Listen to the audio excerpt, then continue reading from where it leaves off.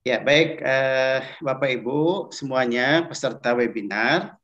Jadi, dalam persiapan pelaksanaan pembelajaran tatap muka terbatas untuk siswa SLB Tunagrahita, tentu saja ada langkah-langkah yang harus dilakukan oleh kita sebagai guru SLT, ya, yang mungkin juga sebagai yang menangani siswa Tunagrahita. Nah, lalu persiapannya itu apa? Nah, di sini Bapak Ibu sebelum ke dalam pelaksanaan pembelajaran, Bapak Ibu tentu karena ini kondisi masih pandemi dan sekarang kecenderungannya apa namanya sedang agak-agak tinggi, sedang tinggi nih ya Bapak Ibu, maka di sekolah itu harus membentuk satgas, yaitu Satgas Tugas COVID-19, di mana pengarahnya itu adalah Kepala Dinas Pengawas Sekolah, lalu ketuanya adalah Kepala Sekolah, sekretarisnya adalah Wakasek. Kemudian nanti ada juga bidang-bidang yang terdiri dari mungkin para guru ya di sini, yaitu bidang satu pembelajaran, psikososial, tata ruang, lalu ada bidang dua kesehatan, kebersihan dan keamanan serta hubungan masyarakat. Ya. Nah kemudian untuk pelaksanaan PTMT-nya adalah bahwa nanti pada saat mulai sekolah dibuka, itu tentu saja ada pelaksanaannya mulai dari saat kedatangan ke sekolah, kemudian sebelum dimulai kegiatan belajar mengajar, dan setelah itu selama kegiatan belajar mengajar berlangsung, serta selama jam istirahat, dan setelah kegiatan belajar mengajar. Nah ini perlu sekali Bapak Ibu dipersiapkan dengan matang karena anak harus dengan kondisi prokes yang ketat gitu ya. Nah, tentu saja di sini mereka harus pakai pertama pakai masker gitu ya, Bapak Ibu, kemudian juga apa namanya eh, mungkin kalau duduk di kelas ya gitu atau masuk ke kelas secara bergantian gitu ya, jangan sekaligus seperti biasa. Kalau seperti biasa mungkin anak itu berbaris misalnya kalau siswanya banyak gitu ya. Kalau sedikit ya udah bisa langsung masuk ke dalam kelas gitu.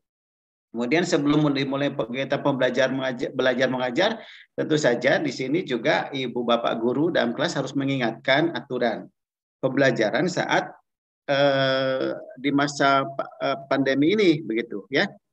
Nah, tentu saja mengingatkan misalnya kalau ada yang biasanya kalau anak tunagrahita kan suka pipis di tempat gitu ya, suka apa namanya mungkin juga diem, kemudian juga tidak ada reaksi apa-apa gitu ya. Nah ini diperhatikan betul begitu ya, karena kan kebersihannya terutama kan kadang-kadang mereka suka pegang-pegang hidung, pegang tangan, berat tangannya kotor gitu ya. Nah ini eh, perlu disiapkan itu apa hand sanitizer ya, itu yang disemprot-semprot itu ya, nah, atau pakai tangan itu. Nah, jadi itu perlu dipersiapkan betul. Lalu selama kegiatan belajar mengajar berlangsung, nah karena anak ini apa namanya perhatian ibu bapak guru harus betul-betul full karena mereka kan belajarnya juga kurang fokus gitu ya, kadang-kadang apa namanya tanpa reaksi gitu ya. Nah jadi ya harus sabar saja gitu Bapak Ibu. Kehadiran anak harus tetap diperhatikan oleh kita semua. Kemudian selama jam istirahat, nah bagaimana ini? Apakah tetap di kelas atau di luar kelas gitu? Nah ini harus sebaiknya diajak keluar. Kenapa? Biar menghirup udara segar di luar ya gitu. Kalau di kelas terus kan mungkin sirkulasi udara kurang bagus gitu ya. Mungkin aja jendela itu tidak terbuka gitu ya. Mungkin saja kelasnya ber-AC gitu kalau di perkotaan ya. Nah, itu kan kurang bagus untuk apa namanya udara bersih buat anak. Maka dibawa keluar kelas, biarkan mereka untuk menghirup udara luar gitu ya, biar mereka siap belajar kembali setelah istirahat. Nah, kemudian setelah itu setelah kegiatan belajar mengajar berlangsung, maka kegiatan berikutnya adalah disiapkan anak untuk pulang ya, nunggu jemputan orang tua gitu. Jadi jangan berkeliaran di luar kelas, sudah aja diam di kelas.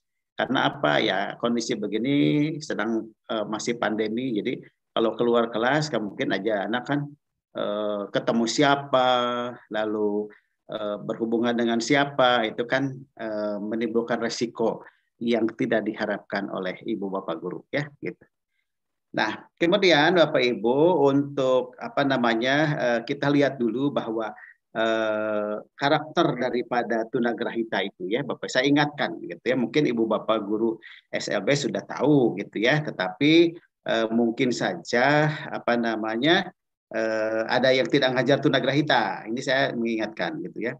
Jadi klasifikasi tunagrahita itu ada yang berat dengan IQ 30 sampai 40, ini hanya mampu rawat ya, mampu rawat saja. Jadi dia ya untuk bisa makan, bisa minum itu ya sudah bagus gitu ya.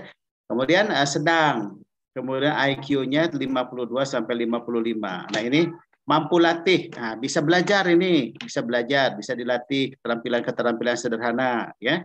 Kemudian ringan, mampu didik. Nah, selain dia ada keterampilan-keterampilan, memiliki keterampilan juga dia mampu belajar ya, belajar misalkan membaca, menulis, berhitung walaupun lambat gitu ya, walaupun lambat untuk bisa paham, bisa terampil gitu ya.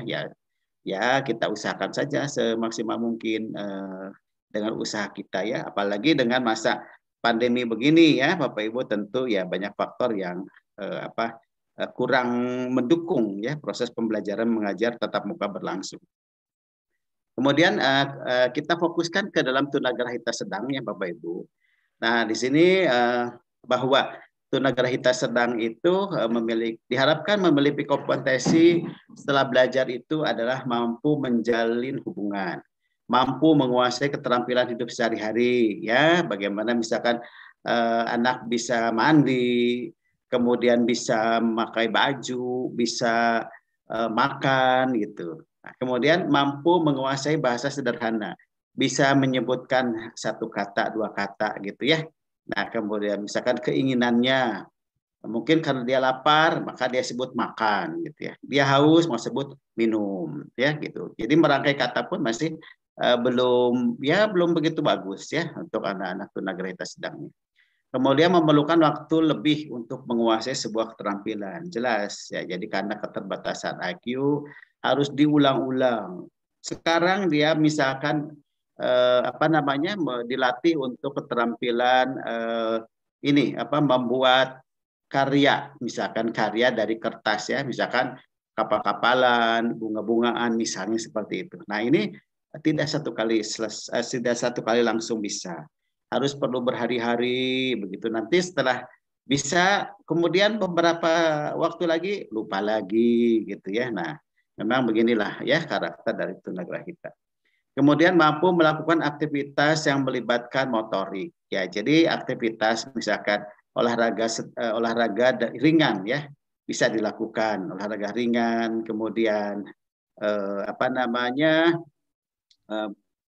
dia ada berjalan ya, berjalan ke depan kelas, ke belakang kelas, itu adalah motorik ya. Kemudian juga keliling kebun sekolah misalnya gitu ya. Kemudian memerlukan pengingat dalam aktivitas ya, biasanya dalam bentuk gambar gitu ya. Kalau misalkan saat anak itu istirahat atau saat anak itu makan, maka tunjukkan piring sama sendok gitu ya. Nah, sekarang saatnya makan. Pada saat mandi, tunjukkan anak sedang mandi gitu. Itu adalah salah satu pengingat gitu. Kemudian membutuhkan bantuan dalam pengorganisasian. Ya, jelas bahwa di sini misalkan kalau anak itu akan makan pagi, maka pengorganisasian atau keperluan untuk makannya apa saja, yaitu perlu piring, perlu sendok, perlu gelas gitu ya. Nah, itu diorganisir agar supaya mereka itu terampil bagaimana membalikan piring, menggunakan sendok, lalu bagaimana dia mengambil nasi gitu ya. Nah, itu semuanya bantuan dalam pengorganisasian, misalnya satu keterampilan untuk bisa makan ya. Nah, kemudian ruang lingkup untuk anak tunagrahita sedang ini dimulai dari satu merawat diri sampai mengisi waktu luang ya. Merawat diri contohnya makan, minum, kebersihan, mengurus diri, berpakaian dan berhias, menolong diri, menjaga keselamatan dan mengatasi dari bahaya, berkomunikasi, komunikasi lisan, tulisan, isyarat, dan gambar, lalu bersosialisasi dengan lingkungan keluarga, sekolah, dan masyarakat, pilihan hidupnya, bagaimana dia menggunakan uang. Nah, tunagrahita sedang atau mungkin ringan ya, itu sedang juga bisa menggunakan uang, tapi dengan nilai rupiah yang kecil gitu ya. Kemudian keterampilan berbelanja, keterampilan dalam bekerja. Jadi kalaupun misalkan orang tua menyuruh anak tunagrahita belanja, itu tidak bisa macam-macam, hanya satu jenis saja. Misalkan, anak tolong belikan kerupuk gitu ya, itu saja. Nggak bisa belikan kerupuk, belikan minyak, belikan gula, wah itu agak kompleks. Jadi yang satu saja, belikan satu gitu ya, satu jenis barang. Lalu keterampilan dan bekerja. Nah, keterampilan dan bekerja kalau dia itu memang senangnya mengepel, ya mengepel saja gitu. Terus saja dia tekuni. Jadi nggak bisa bermacam-macam. Jadi hanya satu. Kalau dia senangnya menyapu, ya menyapu saja gitu ya, ditekuni gitu sampai dia itu terampil bersih gitu ya menyapunya. Kemudian mengisi waktu luang, kegiatan olahraga, misalkan seni, keterampilan sederhana seperti memelihara tanaman atau hewan ya. Jadi membantu orang tuanya atau ibunya bagaimana menyiram tanaman gitu ya. Nah, kalau hewan bagaimana memberi makanan hewan gitu.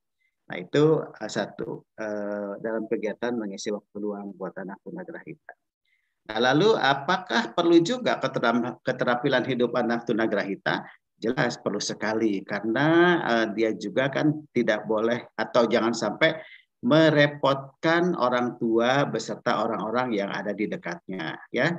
Nah, keterampilan hidup sehari-hari tadi sudah saya sedikit uraikan, yaitu keterampilan menggunakan uang, berbelanja, dan keterampilan dalam bekerja. Nah, apakah betul anak tunagrahita itu bisa bekerja? Bisa. Ya, nah ada satu apa namanya pabrik ya, pabrik home industry di rumah pembuat kue ya, kue. Nah, itu mempekerjakan anak tunagrahita. Jadi kalau dia itu membuat sesuatu atau yang kaitan keterampilan hanya satu jenis. Jadi kalau dia hanya mampu membuat kue apa namanya, misalkan kue onde-onde misalkan ya, ya onde-onde saja gitu. Kemudian kue lapis ya kue lapis saja, dan kuenya pun jangan kue yang agak kompleks ya. Kalau lapis agak kompleks gitu ya. Jadi yang sederhana yang mudah dibuat oleh anak gitu dengan tahapannya yang sederhana juga. Lalu keterampilan kecakapan hidup yaitu adalah vokasional sederhana. Jadi artinya keterampilan yang kaitan dengan vokasional tapi yang sederhana, misalnya bagaimana membuat membuat peralatan masak dari kayu misalkan gitu ya, itu kan sederhana ya, nggak susah. Kemudian bisa juga misalnya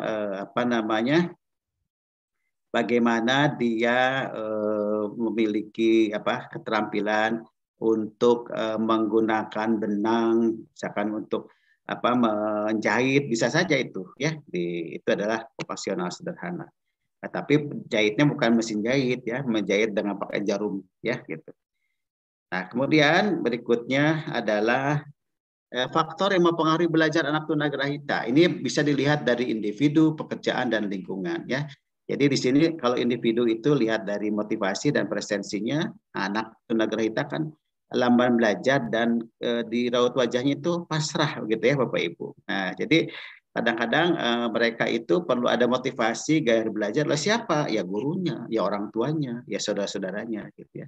Tingkat kognisinya rendah untuk anak tunagrahita. Jadi dia belajar perlu waktu yang lama sekali dan yang sederhana belajarnya juga. Dia untuk memahami satu kata, memahami satu huruf dirangkaikan itu perlu waktu lama ya.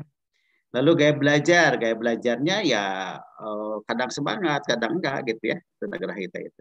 Lalu faktor fisik, nah ada faktor fisik lamban ya, anak tunagrahita itu lamban, jadi tidak begitu cekatan. Mungkin Bapak Ibu sering melihat ya, suka melihat anak tunagrahita ya, yang ada di sekolah Bapak Ibu gitu, atau mungkin ada di sekitar lingkungan Bapak Ibu. Lalu pekerjaan, tahapan tugas, nah ini harus urutannya harus sederhana dan memang berulang-ulang. tahapan tugasnya ya. Lalu prerequisite apa sih? Jadi sebelum dia itu terampil misalkan menjahit dengan jarum, maka syaratnya apa? Dia harus mengenal jarum, bahwa jarum itu adalah berbahaya buat tangan, nanti tertusuk atau bagaimana ya. Lalu dia juga bagaimana memasukkan benang. Nah itu keterampilan yang harus dimiliki sebelumnya gitu ya, sebelum dia bisa menjahit.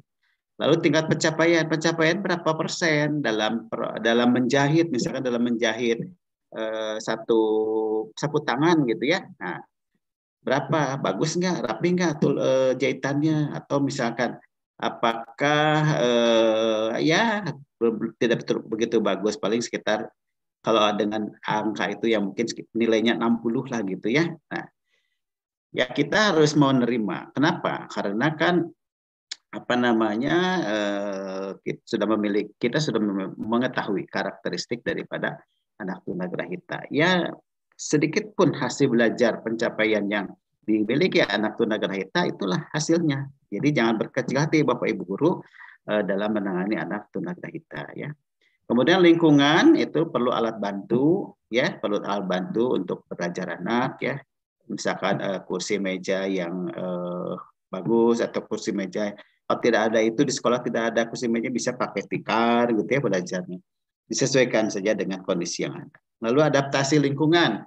Bagaimana dia beradaptasi dengan lingkungan di rumah, di masyarakat sekitar rumah, di sekolah gitu ya, dan di tempat-tempat yang anak itu apa namanya mungkin saja dia diajak ke tempat wisata gitu ya, mungkin ya suatu ketika mungkin apa namanya pandeminya sudah berkurang, bisa aja mungkin anak diajak ke tempat misalkan ke kebun binatang ya, ke kebun bunga atau nah itu bagaimana respon adaptasinya terhadap lingkungan yang ada di situ ya. Nah, kemudian berikutnya adalah pembelajaran PTMT anak tunagrahita. Nah, jadi Bapak Ibu tidak jauh berbeda dengan pembelajaran saat Bapak Ibu melakukan tatap muka sebelum pandemi. Ya, jadi didahului dengan identifikasi dan asesmen, lalu kemudian mengidentifikasi, jadi dilihat dari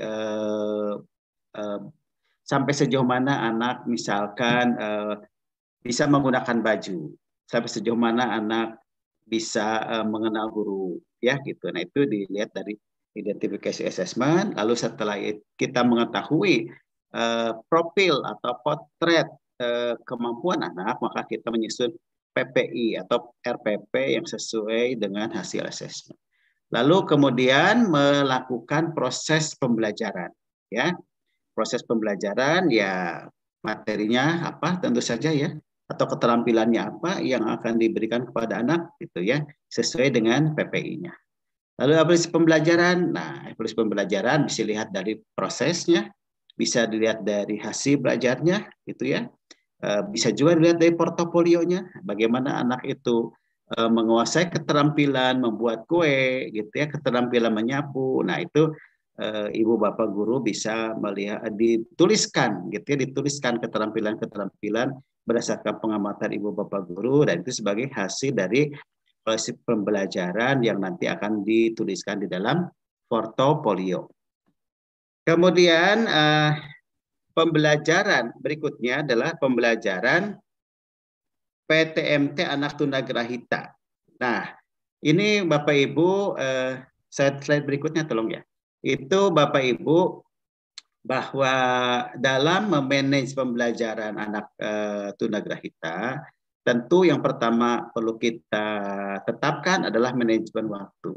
Nah, pada saat belajar PTMT yang sudah ada rambu-rambunya dari Kemdikbud, bahwa pembelajaran itu di kelas tidak boleh lama, ya Bapak Ibu, tidak boleh lama, dan juga jumlah anaknya tidak boleh banyak gitu.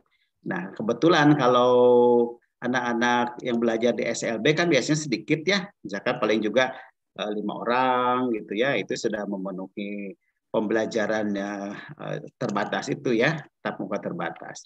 Tapi kita harus memanage waktu. Kira-kira materi hari ini apa gitu ya.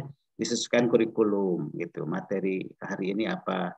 Lalu di sebagian di-PR-kan karena waktunya terbatas. Besoknya di apa namanya dicek hasil tugasnya itu ya.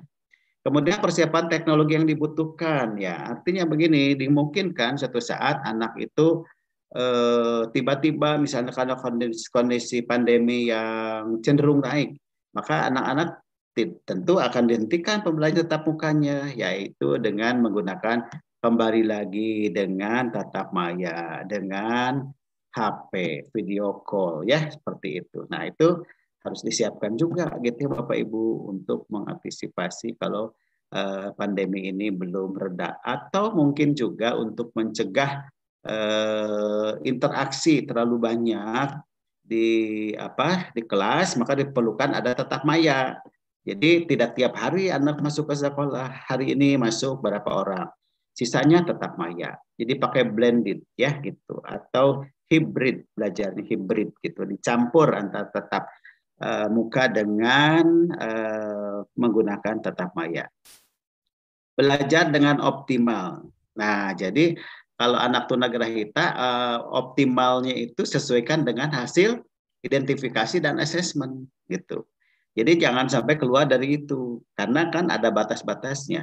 Namanya juga anak yang memiliki kemampuan di bawah rata-rata gitu ya. Optimalnya sesuai dengan karakteristik anak tunagrahita. Nah, berikutnya adalah nah ini contoh ya, daftar kompetensi dan indikator program pengembangan diri untuk anak tunagrahita. Misalkan keterampilan kerja, mampu melaksanakan kesibukan dan keterampilan sederhana dalam kehidupan sehari-hari. Nah ini dalam indikatornya mengenal alat masak sampai pada menghemat penggunaan energi listrik, air bersih. Misalkan dia diusahakan agar supaya mampu atau tahu kondisi bahwa pagi hari lampu harus dimatikan, harus dimatikan selama malam hari ya kan terang misalkan gitu. Nah, kapan dia menutup keran setelah air penuh itu harus diberitahu, harus diingatkan gitu ya. Mampu mengenal uang dengan baik, mengenal nilai uang ya. Jadi misalkan ya, tapi jangan yang besar-besar, jangan sampai 100.000. Anak tunagrahita perlu waktu lama untuk itu. Jadi cukup ya sampai 1.000 lah gitu ya, atau 5.000 lah gitu. Dikenalkan secara bertahap. Lalu mengenal fungsi uang untuk apa? Nah, untuk belanja ya diberitahukan. Kamu ingin jajan beli minuman, ingin beli jajan beli kue pakai ini gitu kan? Nah, diberi petunjuk gitu. Dan kemudian diberi arahan juga untuk uang 1.000 itu kamu dapat berapa permen misalnya gitu. Itu guru harus memberitahu. Lalu mampu berbelanja dengan cara yang benar, membelanjakan uang sesuai dengan harga barang. Ya. Diberi petunjuk juga orang-orang oleh orang tua, oleh guru gitu ya. Tapi barangnya jangan banyak gitu ya. Satu aja dulu dilatih. Nah, kalau sudah dia bisa, maka nanti bolehlah 2 barang terus bertahap gitu. Kemudian ini ada contoh pembelajaran individual dalam PJJ. Nah itu nanti saya akan share ya Bapak Ibu karena tidak mungkin kalau di apa namanya tayangkan di sini panjang gitu ya. Kemudian strategi pembelajaran yang bisa Ibu Bapak gunakan dalam tetap muka terbatas ini yaitu pertama adalah analisis tugas ya. Jadi setelah kita mendapatkan hasil identifikasi asesmen, kemudian kita membuat PPI, kemudian kita memberikan tugas, kita harus dianalisis dulu gitu ya. Kemudian pemodelannya seperti apa? Bantuan visual yang digunakan dalam bentuk gambar atau dalam bentuk video ya. Reward yang kita berikan pada anak setelah dia berhasil atau kurang berhasil saat melakukan pembelajaran, lalu adaptasi yang dibutuhkan ya gitu. Nah, kemudian analisis tugas yaitu ada guru harus bisa memecah keterampilan atau aktivitas yang kompleks menjadi serangkaian langkah yang lebih kecil. Misalkan di sini bagaimana anak itu akan membuka baju gitu ya. Nah, jadi satu persatu gitu ya. Jadi buka piyama atau bajunya, lalu simpan underwear-nya gitu ya. Kemudian simpan celana gitu ya. Nah, seperti itu bertahap. Jadi kemudian ini maaf ini memakai baju ya gitu ya dan celana. Kemudian put on shirt-nya gitu ya. Lalu put on sock ya, jadi apa kaos kaki, bagaimana memakai atau apa namanya menyimpan gitu ya, menyimpan sepatu gitu ya. Nah, itu diberikan bertahap. Jadi di sini penting bagi anak yang kesulitan mengerjakan tugas dan menghindari frustasi. Jadi bertahap gitu, satu demi satu gitu diurai. Jangan kamu coba pakai baju atau kamu coba setelah pergi simpan baju, apa dirinci gitu ya. Nah, itu harus diberikan memecah keterampilan atau aktivitas kompleks menjadi serangkaian langkah lebih kecil. Lalu penting bagi maaf, tentukan tahap mana anak mengalami kesulitan, berikan bantuan mulai dari sana. Misalkan anak sulit bagaimana memakai kancing gitu, ya. Tiba-tiba dia gunakan tiba-tiba dia memasang kancing tengah gitu. Kan urutan bagus adalah dari atas dulu ke bawah gitu. Nah, mungkin kan dari tengah gitu ya. Itu diberi arahan. Lalu berikan bantuan awal, kemudian perlahan tingkatkan kemandirian dari bantuan maksimal menjadi minimal. Jadi betul dirinci, diberi pengarahan dan sebagainya. Lalu kemudian lama-kelamaan dibiarkan, akhirnya bantuannya sedikit-sedikit dikurangi, akhirnya anak bisa sendiri. Ya, gitu.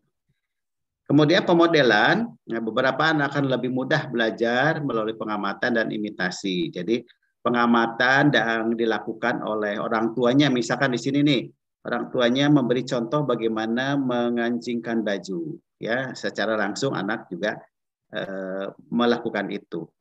Lalu modeling menunjukkan pada anak yang harus dikerjakan. Nah, jadi misalkan bagaimana anak itu harus bagaimana menggunakan sendok dan piring misalkan. Nah, ditunjukkan oleh siapa? Oleh guru atau oleh orang tuanya. Lalu jenis pemodelan bisa langsung atau menggunakan video, langsung dipraktekkan atau dilihat videonya. Ya. Lalu bantuan visual. Nah, beberapa anak memiliki gaya belajar visual. Nah, jadi ini ya biasanya memang anak tunagrah kita umumnya senang dengan visual, dilihatkan gambar ya. Nah, ini kegiatan pagi hari bagaimana ya sampai dia pergi ke sekolah. Kemudian mengurangi sebagai reminder ketika anak lupa. Jadi ibu bapak guru atau orang tua selalu mengingatkan kalau anak itu begitu bangun tidur dia misalkan langsung makan. Ya, sebaiknya kan mandi dulu ya, diberi arahan. Mengurangi instruksi verbal. Jadi dengan praktek-praktek ya, ditunjukkan oleh guru ataupun oleh orang tua. Mengembangkan kemandirian ya, dilatih terus-menerus, dapat berupa urutan kegiatan, label dan ada objek dan petunjuk arah ya gitu. Nah, berikutnya adalah reward ya, reward. Reward itu di sini adalah bagaimana Bapak Ibu guru next ya, coba itu yang keempat, reward, yaitu menghargai setiap kesuksesan anak, maka kita berikan reward, gitu ya. Kemudian meningkatkan motivasi, jadi selalu diberikan apa namanya penghargaan, gitu ya, penghargaan, diberikan penguatan agar supaya dia mampu apa namanya belajar dengan baik, mampu berinteraksi dengan temannya karena umumnya anak tunagrah kita itu lebih banyak cenderung diam ya gitu, susah untuk bergaul gitu. Kemudian mendukung pembelajaran menyenangkan ya gitu, misalkan pembelajarannya ada di apa ada nyanyian, ada gerakan gitu ya, walaupun mereka bekerjanya lamban tapi diperlukan ini. Lalu berikan dengan antusias, terencana dan tidak ditunda gitu ya untuk rewardnya.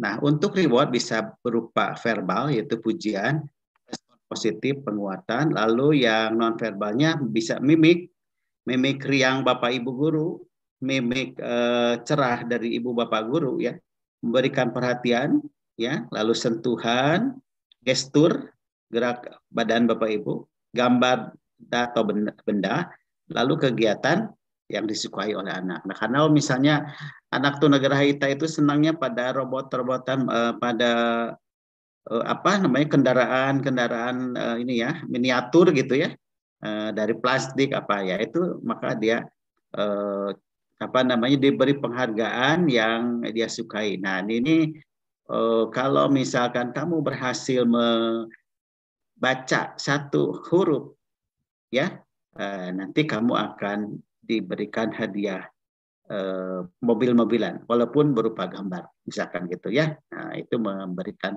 reward gitu ya kepada anak. Kemudian berikutnya adaptasi. Nah, berdasarkan hasil asesmen diketahui kemampuan anak. Bisa kita lihat adaptasi waktu. Jadi berapa lama anak untuk mengenal huruf, berapa lama anak untuk apa bisa sampai menguasai satu keterampilan tertentu. Lalu adaptasi alat, bagaimana contohnya ini menggunakan apa penggorengan gitu ya. Lalu tugas nih bagaimana anak menggoreng tempe gitu ya. Nah, ini apa namanya perlu diadaptasi. Kemudian pembelajaran yang sebaiknya dilakukan adalah setting pembelajaran yang alami. Jadi tidak dibuat-buatnya, dilihat saja berdasarkan kondisi anak yang ada dan kita memiliki hasil identifikasi assessment, lalu kita memiliki PPI ya.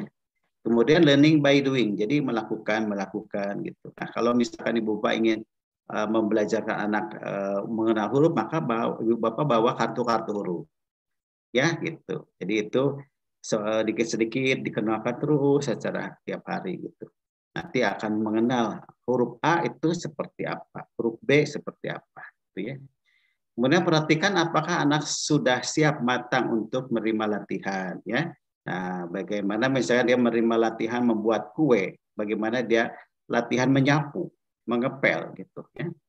Kemudian belajar dan keadaan santai, rileks. Jadi tidak mendatangkan stres buat anak belajarnya itu, ya. Kemudian bersikaplah tenang, suportif, walau anak melakukan kesalahan berkali-kali. Kemudian latihan hendaknya diberikan dengan singkat dan sederhana. Dapatkan perhatian anak, ya gitu. Latihan hendaknya diulang-ulang sampai anak mampu melakukannya sendiri dan benar walau memerlukan waktu yang lama. Ya. Bantulah anak hanya bila perlu saja dan integrasikan pada akademik. Jadi artinya sekali-kali apa namanya kegiatan sehari-hari atau kegiatan keterampilan juga dimasukkan dalam kegiatan akademik yang ada kaitannya dengan materi yang diajarkan oleh ibu bapak guru. Ya. Kemudian berikutnya adalah pada waktu melakukan iringilah dengan percakapan dan gunakan kata-kata yang sederhana. Ya, itu next ya itunya PPT-nya. Kata-kata yang sederhana. Jadi artinya misalkan begini, kamu sudah makan gitu ya. Nah, anak pas tunagrahita bisa jawabnya sependek-pendek saja, sudah gitu. Kemudian apakah kamu ngantuk karena terlihat menguap misalkan? Pak jawabannya pendek juga pasti, iya gitu. Nah, jadi artinya gunakan yang bahasa yang sederhana dan kalimat yang pendek. Tetapkanlah disiplin, konsistensi, dan jangan menyimpan dari ketetapan utama waktu dan tempat karena akan membingungkan anak. Jadi artinya kalau misalkan pada saat masuk kelas dengan prokes ketat, tidak ada suntangan, tidak ada salam, ya karena kebiasaan sebelum pandemi seperti itu, nah maka nanti diterapkan bagaimana sih pembelajaran selama pandemi ini, yaitu tidak ada salam gitu ya. Nah itu dilatih pada saat nanti pembelajaran tatap muka terbatas itu.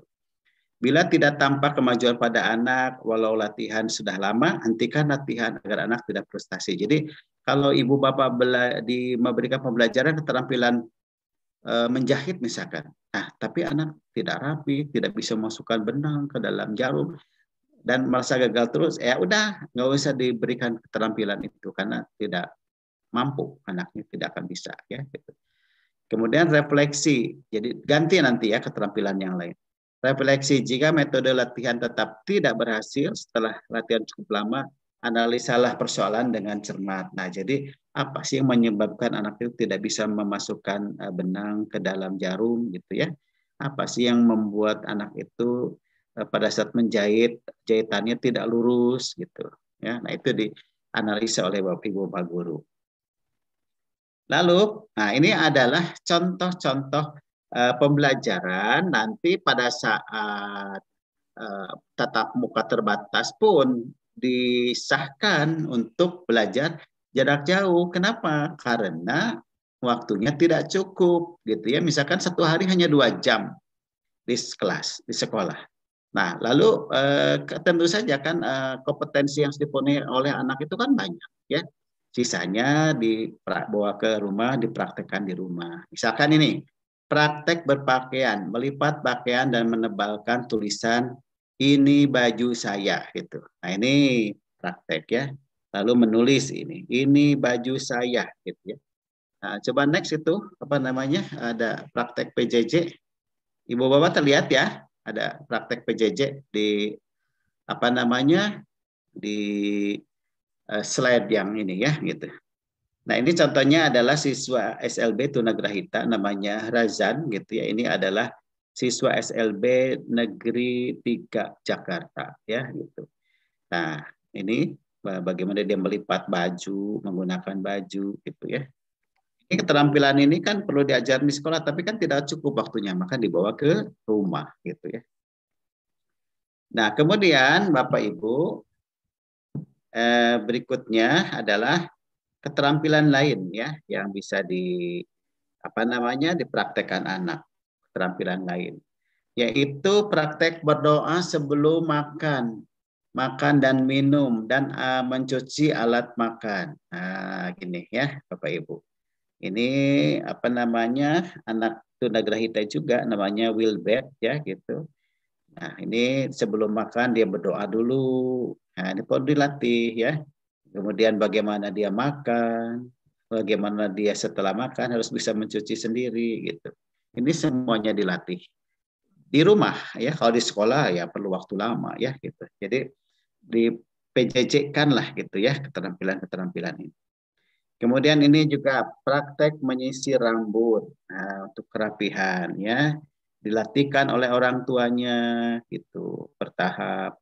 Kemudian dia lakukan sendiri ya. Nah, ini semua praktek-praktek ini nanti Bapak Ibu pada saat PJJ itu ya. Jadi kan ada PJJ-nya di saat tatap muka kan tidak mungkin tatap muka semua ya gitu, tidak sebelum pandemi kan ini masih terbatas. Jadi nanti praktek-praktek ini bisa ditunjukkan oleh orang tuanya melalui video call, melalui foto, dikirim melalui WA gitu ya.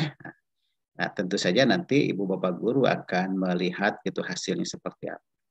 Kemudian ini praktek mengepel lantai dengan kain pel ya. Itu nih anak tunagrahita ini bagaimana praktek mengepel gitu ya. Nah, cuma anak tunagrahita itu kalau mengepel, senangnya mengepel, ngepel saja gitu. Tidak berubah-berubah. Gitu. Inginnya ke situ lagi, ya tidak mau, tidak apa-apa karena memang kondisi dan memang karakteristik seperti itu. Kemudian ini praktek menyapu dan mengepel. Ini praktek bagaimana menyapu. Kan ini sudah dilatihkan. Mungkin pertama oleh ibu bapak guru, lalu berikutnya di rumah gitu ya. Sampai sejauh mana anak itu bisa menyapu dengan baik bisa dilihat pada saat dia di rumah menggunakan video call ya gitu, ditunjukkan oleh orang. Nah, ini praktek PJJ juga di rumah. Nah, ini membuat kue ya. Ya bisa membuat kue juga gitu. Ini mungkin kelas dasar kelas 6 mungkin ya SDLB atau mungkin kelas 1 atau 2 SMPLB ya gitu. Nah, itu Bapak Ibu materi yang saya sajikan dan mudah-mudahan ini bisa memicu Bapak Ibu untuk bertanya dan kita berdiskusi tentang bagaimana sih pengembangan pembelajaran tatap muka terbatas nanti yang akan kita lakukan di bulan depan mungkin ya, atau mungkin ditunda atau apa saya nggak tahu karena kondisi sekarang begini ya. Iya. Silakan Bu Ade. Baik, Terima terima kasih. kasih Pak Dr. Ahyar, pemaparan yang luar biasa. Bagaimana tadi Bapak Dr. Ahyar memberikan mereview kembali ingatan kita bagaimana sebenarnya praktik pembelajaran yang betul-betul disesuaikan dengan kebutuhan serta karakteristik dari peserta didik berkebutuhan khusus, khususnya siswa tunagrahita. Nah, mohon izin Pak, tadi Bapak ada banyak sekali membahas tentang bagaimana strategi mengajar untuk peserta didik tunagrahita, khususnya melatih konsistensi. Nah, ini kan mengingat dari karakteristik peserta didik tunagrahita ya Pak ya, yang mana mohon maaf ingatannya juga terbatas sehingga berpengaruh atau berimplikasi terhadap anak-anak tersebut sulit sekali memahami aturan yang nantinya akan diterapkan pada saat pembelajaran tatap muka terbatas, misalnya mengurangi physical distancing atau seperti itu. Nah, ini bagaimana sih Pak strategi dan teknik dalam melatih konsistensi anak tersebut supaya taat, ingat terhadap aturan-aturan yang senantiasa diberikan terkait bagaimana nantinya ketika mereka menghadapi proses pembelajaran tatap muka terbatas ini di sekolah, mengingatkan anak-anak tunagrahita ini lebih ceria, senang berpeluk, berpegangan dengan teman-temannya seperti itu, Pak. Bagaimana mengajarkan itu, melatih konsistensinya seperti itu, Pak? Ya baik, jadi agar supaya dia konsisten dalam belajar tatap mukanya, ya, apakah itu interaksi dengan guru, dengan temannya, gitu ya. Nah, tentu saja ini perlu dilatih dan diberi contoh atau dimodelkan oleh gurunya, ya. Misalkan pada saat masuk ke kelas, itu tidak ada acara lagi untuk bersalaman, gitu ya. Nah, itu pasti dia akan lupa karena udah kebiasaan, gitu ya. Nah, itu dilatih. Sekarang tidak lagi karena ya kondisi yang ada gitu ya. Nah, kemudian diberi pengertian juga agar supaya dia itu jangan ya karena physical distancing ya, jangan berinteraksi dekat dengan teman-temannya gitu ya. Nah, kan kursinya pun diberi jarak gitu ya. Nah, seperti itu. Jadi artinya ya apa namanya dicontohkan oleh gurunya dengan mengajak salah seorang siswa anak tunagrahita ke depan ya di modeling gitu ya. Nah ini saat ini tidak boleh begini gitu ya karena sedang ada ya diberikan pengertian lah gitu. Dilatih hari ke hari saat PTTM saat tatap muka terbatas itu sehingga nanti menjadi suatu kebiasaan buat mereka ya gitu.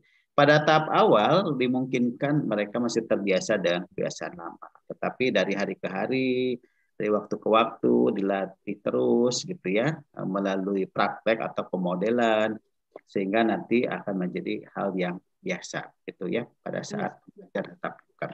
Gitu. Baik Pak, berarti utamanya adalah bagaimana seorang guru itu memberikan model ya Pak ya yang bisa dicontoh oleh siswanya. Ya, betul. Untuk melatih konsistensi. Baik Pak, ini mohon izin ada pertanyaan dari Ibu Oriana, SD YPPSB 2 Sangatta Utara, Kutai Timur.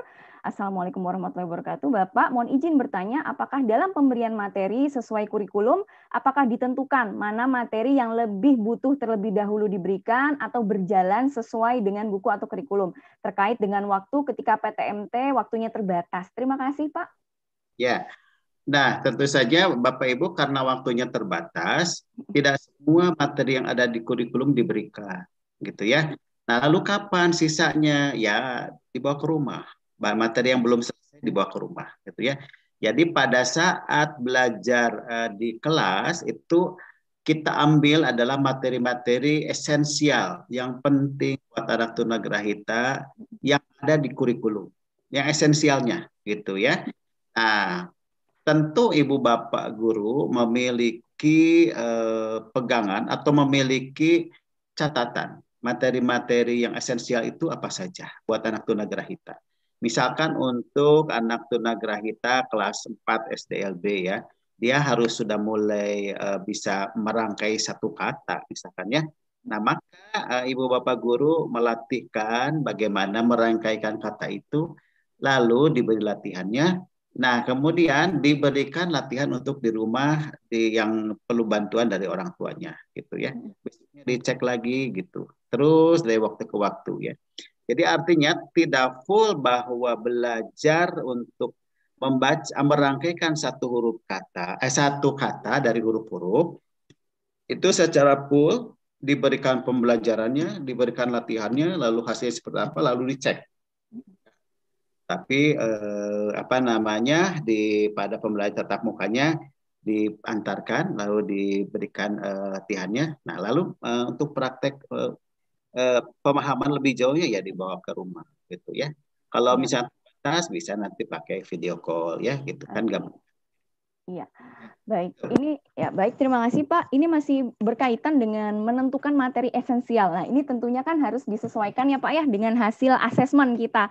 Jadi sebelum menetapkan materi tersebut diberikan kepada siswa, menentukan materi tersebut esensial atau tidaknya terhadap sesuai dengan kebutuhan siswa, maka kita melakukan asesmen. Nah, ini mohon pencerahan Pak, bagaimana teknik dan strategi melakukan asesmen. Ini terutama masih di masa-masa pandemi seperti ini, karena jujur pertemuan juga terbatas karena mengingat melakukan asesmen itu kan berulang-ulang ya Pak ya, tidak bisa sekali lalu menemukan formula yang tepat, menentukan program yang tepat. Nah, ini mohon pencerahan Bapak bagaimana strategi melakukan asesmen bagi peserta didik khususnya tunagrahita Pak.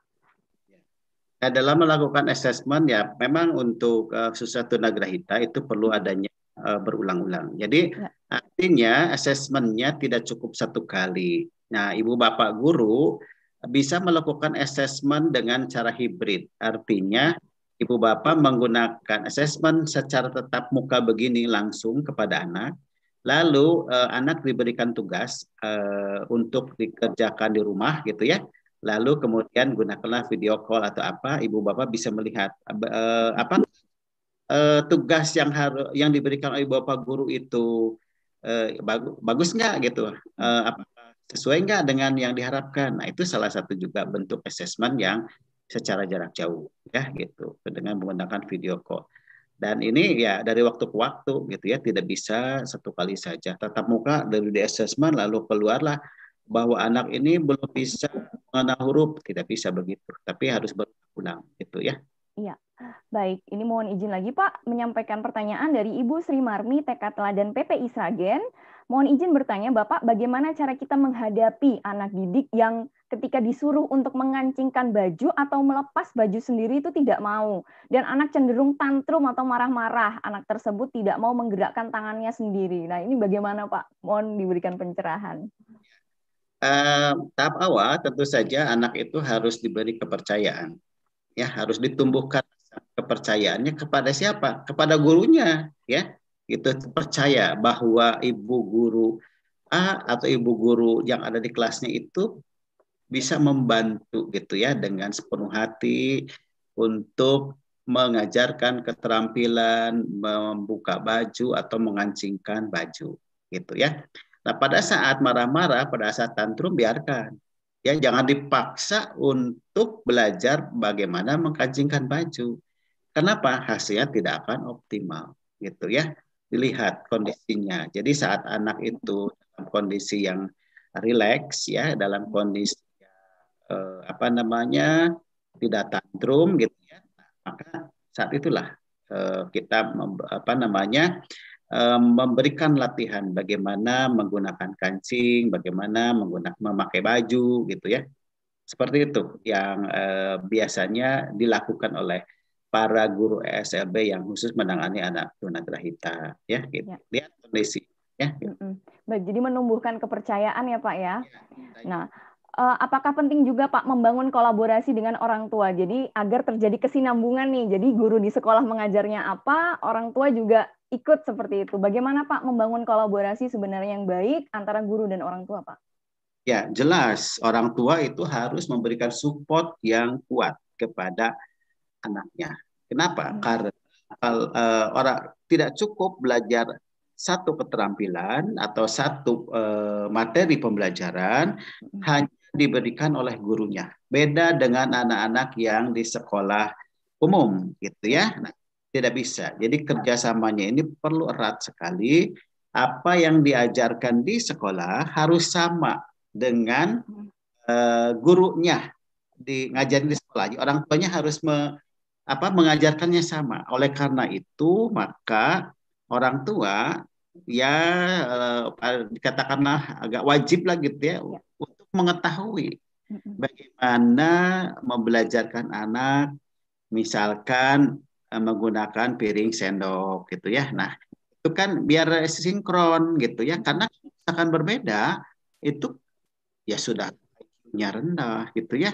Lalu beda pengantarnya, beda caranya. Wah, udah makan makan makin upset anak. Jadi nanti lama-lama bingung ini yang mana yang jelas. Anak-anak yang tidak tunagrahita saja bingung kalau petunjuk ya ini gitu. Gitu. Iya, baik, betul. Ini mohon izin Pak, ada satu lagi pertanyaan sangat menarik Pak. Ini dari YouTube. Ini Assalamualaikum Bapak, dari Ibu Sumaryani. Bagaimana cara pembelajaran untuk anak tunagrahita yang dimana orang tua dari anak tersebut, mohon maaf Bapak juga berkebutuhan khusus. Nah, mohon izin Bapak memberikan strategi pembelajarannya seperti apa? Nah, jadi kalau misalkan orang tuanya berkebutuhan khusus, ya kebutuhan khususnya khusus apa gitu ya, harus jelas gitu kan, tunanetra, apa tunarungu, apa tunagrahita juga gitu ya. Nah, terus atau autis gitu ya. Nah, jadi dalam hal ini mungkin ini peran guru harus lebih besar gitu ya, memberikan support pembelajaran kepada anak. Dan tapi tetap walaupun orang tuanya itu berkebutuhan khusus, yang tidak mengalami hambatan intelektual bisa. Kalau anak ya kalau tunanetra kan dia bisa melalui verbal, gitu ya, verbal melalui sentuhan, melalui pendengaran gitu ya. Nah, jadi kita harus tahu dulu orang tuanya kebutuhannya apa, gitu, tahu dulu gitu, baru pendekatan yang harus dilakukan oleh guru membelajarkan anak tunagrahitanya ini bisa tepat asal tahu dulu orang tuanya handicapnya apa gitu. Betul. Iya. Wah, luar biasa sekali Pak pemaparan materi Bapak hari ini. Banyak juga rekan-rekan yang wah seru sekali materinya dan berharap materinya nanti bisa di-share ya Pak ya. Karena luar biasa sangat memberikan manfaat. Dan diskusi kita hari ini sungguh sangat banyak sekali yang bertanya. Tapi karena waktu kita yang terbatas dan masih ada satu lagi materi yang akan disampaikan oleh narasumber selanjutnya, maka mohon izin Bapak sebelum mengakhiri, Bapak bisa memberikan penguatan atau closing statement. Monggo Bapak. Ya. Baik, Ibu Bapak peserta webinar, untuk pembelajaran anak tunagrahita di masa pembelajaran tatap muka terbatas, ini Bapak Ibu diperlukan kesabaran dan diperlukan ketelatenan lebih tinggi dibandingkan dengan pembelajaran tatap muka sebelum pandemi. Itu ya. Dan kemudian Bapak Ibu perlu memberikan pembelajaran yang hibrid itu ya, tidak cukup hanya di dalam kelas tatap muka terbatas saja, tapi dibarengi dengan video call gitu ya, atau dengan video gitu, seperti itu. Nah, kemudian hal lainnya adalah bahwa kerjasama antara orang tua dengan guru dalam membelajarkan anak tunagrahita di masa pembelajaran tatap muka terbatas ini diperlukan lebih kuat gitu ya.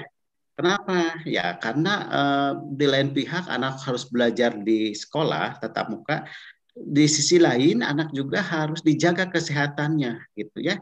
Apalagi kondisi sekarang naik turun itu ya. Jadi wah lumayan berat gitu ya. Senantiasa sampai jangan sampai lengah gitu. Betul. Karena berdasarkan informasi tentang COVID ini, Bapak Ibu ya, untuk anak-anak tunagrahita itu dimungkinkan kode-kode yang mereka rasakan akan berbeda. Ya, gejala yang akan dirasakan berbeda dengan anak yang tidak tunagrahita, gitu ya. Itu saja mungkin Bapak Ibu ya. Terima kasih atas segala perhatiannya. Mudah-mudahan materi yang saya berikan bisa bermanfaat buat Bapak Ibu. Ya, dalam webinar lain dengan materi yang lainnya. Demikian. Assalamualaikum warahmatullahi wabarakatuh. Waalaikumsalam warahmatullahi wabarakatuh. Terima kasih banyak Bapak Dr. Ahyar MPD atas pemaparan yang luar biasa. Satu hal yang boleh menjadi saya garis bawahi dari apa yang Bapak Dr. Ahyar sampaikan, bahwasanya kesabaran, ketelatenan, serta konsistensi itu dalam pembelajaran itu menjadi kunci utama bagaimana nanti bisa suksesnya pembelajaran tatap muka terbatas bagi peserta didik berkebutuhan khusus, khususnya tunagrahita. Dan tentu saja strategi mengajar juga harus tetap dikombinasikan. Tadi Bapak Ahyar banyak sekali menyampaikan tentang model hybrid, jadi dikombinasikan. Dan yang utama adalah kerjasama ortu dan guru diperlukan untuk lebih dikuatkan agar terjadi kesinambungan antara proses pembelajaran di sekolah dan juga di rumah. Dan yang utama adalah tetap menjaga kesehatan. Sekali lagi terima kasih Bapak Dr. Ahyar, MPD, selaku pemateri narasumber pertama pada hari ini, sangat-sangat bermanfaat dan memberikan inspirasi bagi kita semuanya untuk melakukan persiapan pembelajaran tatap muka terbatas. Terima kasih Pak Ahyar. Sama-sama.